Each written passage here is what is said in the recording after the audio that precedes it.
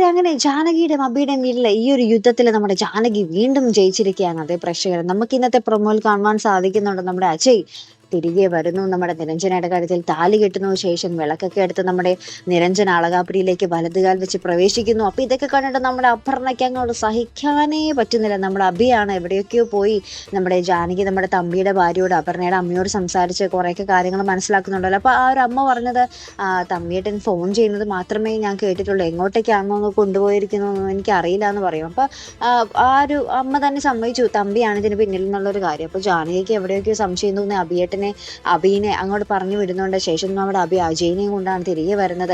അപ്പൊ അങ്ങനെ ഇവരുടെ താലികെട്ടൊക്കെ കഴിയുന്നു. ഭയങ്കര സന്തോഷത്തില് നമ്മുടെ നിരഞ്ജന ആ അളകാപുരി തറവാടിലേക്ക് കാലെടുത്ത് വെക്കാൻ പോകുന്നു. അപ്പൊ നമ്മുടെ അമ്മയായിരിക്കും വിളക്കൊക്കെ എടുത്ത് സ്വീകരിക്കാൻ വേണ്ടി നിൽക്കുന്നു. അപ്പൊ നമ്മുടെ നിരഞ്ജന പറയും, എനിക്കൊരാഗ്രഹമുണ്ട്, ജാനകിയുടെ അടുത്തിയുടെ കയ്യിൽ നിന്ന് വിളക്ക് മേടിച്ചിട്ട് എനിക്ക് ഒരു വീട്ടിലേക്ക് പ്രവേശിക്കണമെന്ന് ഭയങ്കര ആഗ്രഹമുണ്ടെന്ന് പറയും. അങ്ങനെ ജാനകി വിളക്ക് കൊടുത്ത് നമ്മുടെ നിരഞ്ജനയെ വീട്ടിലേക്ക് ആ ഒരു പുതിയ മരുമകളെ സ്വീകരിക്കുക കേട്ടോ.